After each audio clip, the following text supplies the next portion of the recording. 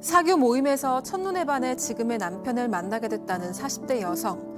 8년이 넘는 연애 기간 동안 한결같이 다정했던 모습에 평생을 약속했고 어여쁜 딸도 얻게 됐다고 합니다.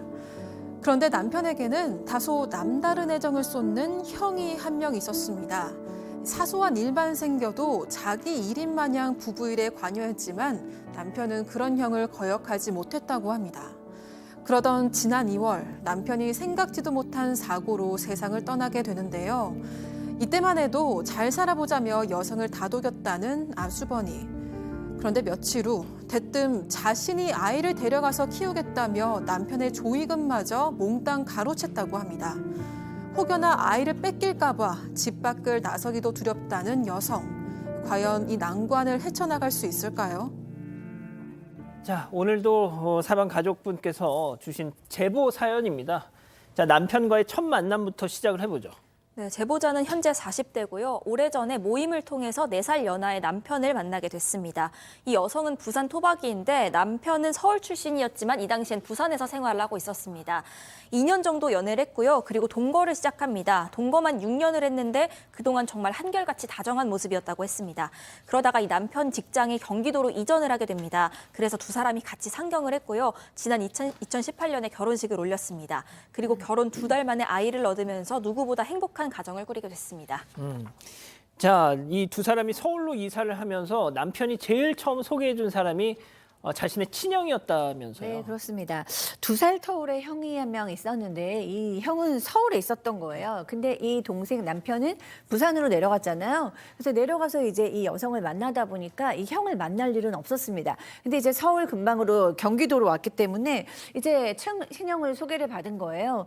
근데 2살 터울이면은 좀 티격태격할 법도 한데 이 남편이 형에게 너무 예의 바르고 깍듯했다고 합니다.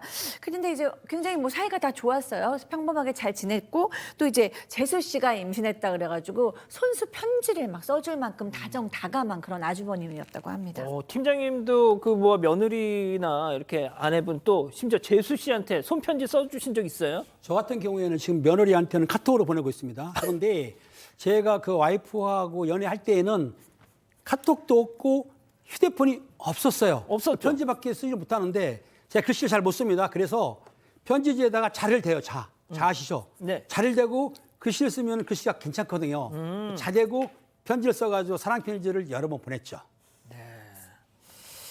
그렇군요. 자, 이 기자, 이 뭐가 됐든 손편지를 써줄 것 같은 이 아주버니. 자, 그런데 이 사연자가 알지 못하는 뭔가가 있었다는 거 아닙니까? 네, 예상외로 남편의 형은요, 욱하는 기질이 있었다고 합니다. 그래서 형제 사이가 어릴 때부터 그렇게 좋진 않았고 이 남편이 부산에 내려와 있었던 것도 사실 형을 피하려고가 굉장히 큰 이유였습니다. 그래서 거기서 아내를 만났던 겁니다. 하지만 부부가 경기도로 이사 와서부터는 형이 집착하는 수준으로 이 남편을 원할 때마다 불러냅니다. 뭐 본인 여자친구랑 다퉜다면서 술 마시자 이렇게 불러내고 크리스마스, 뭐 연말 이런 때도 예외는 없었습니다. 남편이 딸 핑계로 몇 번은 거절을 했는데요. 그러면 아예 집으로 와서 술을 마실 때도 많았다고 합니다.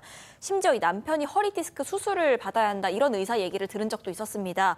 이때도 본인의 어떤 논리를 들어서 이 수술을 왜인지 이유는 모르겠는데 결사반대했습니다. 그래서 결국 증상이 크게 악화돼서 고생은 고생대로 하고 결국 수술을 하게 되고 이렇게 고생한 적도 있었다고 합니다. 자, 조금 지금부터 좀 이상해집니다. 자, 박 변호사님. 그런데 결정적인 사건이 팍 터졌죠. 자, 추석 때 사건이 빵 터집니다. 이 추석 때 이제 뭐 모든 여성들이 좀 그렇죠. 일하러 간다는 그런 예민한 그런 게 있는데 마찬가지로 좀 예민했던 상황인데 원래 이제 커피 같은 거를 매일 먹던 그런 스타일이라서 커피 좀 먹을 수 있냐, 마실 수 있냐 이렇게 하니까 남편이 집 앞에 주차하기 좀 그러니까 뭐 커피숍 같은 거 있다. 뭐 그런 식으로 얘기를 하는 과정에서 약간 투닥투닥거렸던 것 같아요. 그러니까 집에 들어왔는데 그 토닥토닥거림이 그 형 귀에도 들어갔고 갑자기 욱한다고 그랬잖아요. 갑자기 화를 냅니다. 왜 이렇게 행동을 하냐? 도대체 집에서 이러는지 한번 보자라고 얘기를 하면서 그 집이 이제 부산입니다. 친정까지 차를 몰고 갑니다. 가서 딸 교육 어떻게 시켰냐라고 그 사돈 앞에서 이것저것 따지고 그 다음에 또 다 돌아갔다는 거예요. 그런 부분이 사실 상당히 놀란 행동을 했습니다. 이게 무슨 얘기예요, 이게? 자, 두 가지입니다. 동생 내외가 싸우니까 그 아주버님이 너 어디서 배워먹은 버릇이야? 자기 재수 씨를 혼내고 심지어 사돈댁에 부산에까지 내려가가지고 도대체 딸내미 교육을 어떻게 시켜? 이거 왜 자기가 왜 그러는데 왜? 그러니까요. 이분은 이 정도면 진짜 이제 정말 우리가 흔히 얘기하는 거의 분노 발작 수준인 것 같아요. 욱하는 성격이 아까 있다고 했죠. 그러니까 기질적으로 워낙에 욱하는 성격이고 그다음에 이제 좀 화도 잘 내는 불같은 성격인데 또 그럴 만한 또 그 역사가 있기는 합니다. 왜냐하면 이 두 형제는 사실은 형이 좀 이 동생한테 아버지 같은 역할이래요. 이 아버지가 진짜 형제의 아버지가 일찍 돌아가셨다고 합니다. 그러니까 2살 터울이기는 하지만 아버지 같은 형이었던 거죠. 그래서 내가 아버지 역할을 해야 된다라고 생각을 했는데 아마 그 재수 씨가 시댁에 와서도 좀 짜증을 내니까 그게 이제 재수 씨를 넘어서서 마치 며느리를 혼내듯이 그렇게 한 거죠.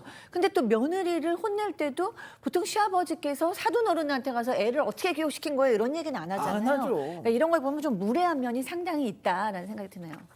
자, 이제 남편이 말렸어야 되는데 이 정도. 형 뭐 하는 거야 지금? 막 이렇게. 그렇습니다. 이제 아주버니가 부모님한테 이렇게 말하고 떠나니까 화가 극도로 치민 그 아내가 사실은 남편한테 갈라서 자고 이혼하자고 통보를 했습니다. 그랬더니 남편이 이제 단호하게 형한테 아마 아내에게 사과하라고 아마 했던 것 같아요. 그러니까 그 이후로 그 아주버니가 그 이제 사돈한테 홍삼 세트 같은 걸 선물했던 것 같아요. 그렇다고 하더라도 그 여성 입장에서는 풀리지 않은 거죠. 그렇지만 아직 딸도 어리고 또 그리고 생각을 할 때 볼 때 이번엔 참자 그래가지고 참았지만 실제적으로는 연락도 않고 지냈다고 합니다.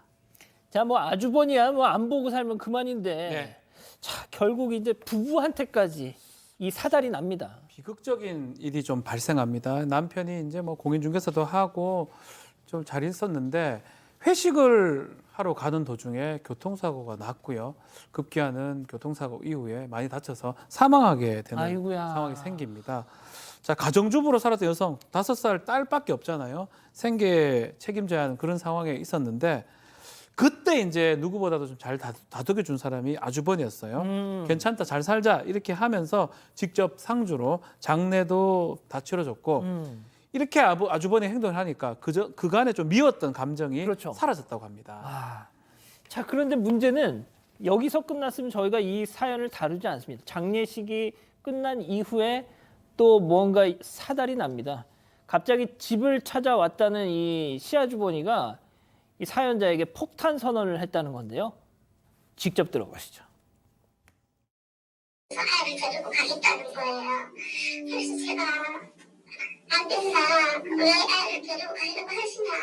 막 그러니까 그러면은 너 아동학대로 신고하겠다 이러면서 경찰에 아동학대로 저를 신고를 했어요. 경찰에 맞서놓고 왔는데 이건 아동학대 그게 거리가 안 되는 거잖아요.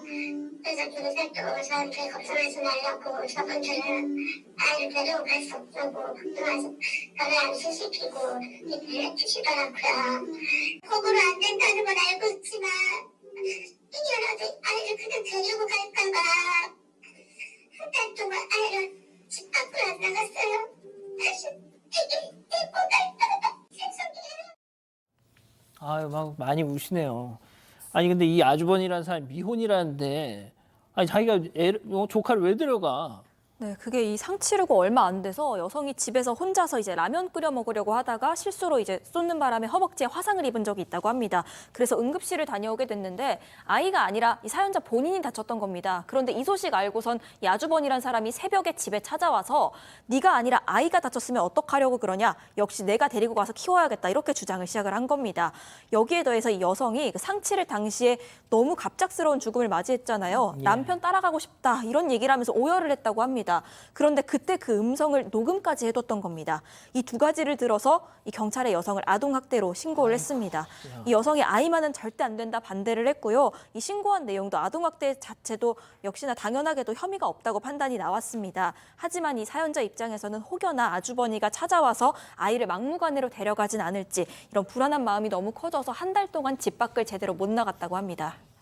자, 오늘 사연의 가장 중요한 부분이 이겁니다. 지금 정말 경제적 기반이 아무것도 없는 이 여성, 혼자 5살짜리 딸을 키워야 되는 이 여성, 사연자, 조의금을 이 시아주번이라는 사람이 챙겨갔다는 거예요, 지금. 네, 그렇습니다. 지금 여성이 기초수급자 신청도 할 정도로 경제적으로 어렵습니다. 그래서 아주버님한테 이렇게 물어봤어요.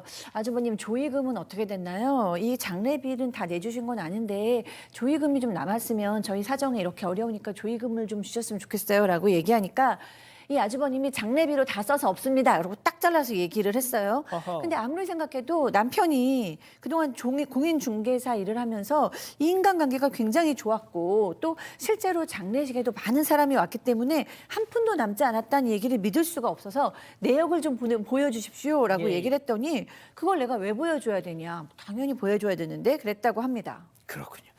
자, 그럼 좋습니다. 이쯤에서 별별 상담소 오늘의 궁금증 짚어보죠.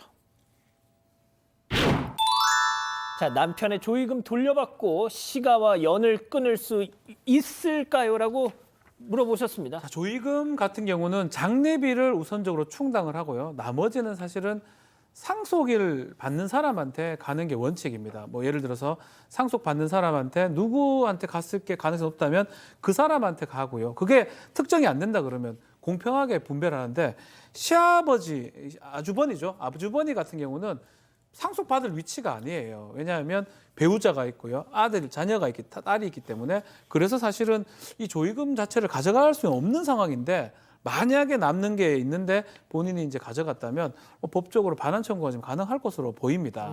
보이고 이제 아이 문제인데요. 양육권은 사실은 어머니가 하는 거지. 그렇죠. 큰아버지, 그러니까 백부가 지금 할 수 있는 상황 아니거든요. 어머니가 만약에 허락을 한다든지 그래서 뭐 입양이 된다든지 그렇게 하면 모르겠지만 지금 상황에서는 그렇게 어렵고 다만 이제 면접교섭권 부분인데 면접교섭권은 간혹 이제 할아버지나 뭐 할머니 면접교섭 인정된 사례는 있지만 그건 특수한 사례고요. 지금같이 엄마가 있는 상황이면 면접교섭권 요구도 그렇게 일방적으로 해서 받아들이지는 않을 것으로 보입니다. 팀장님, 이 아주번이라는 사람한테 좀 따끔하게 말씀 하나만 좀 해주세요.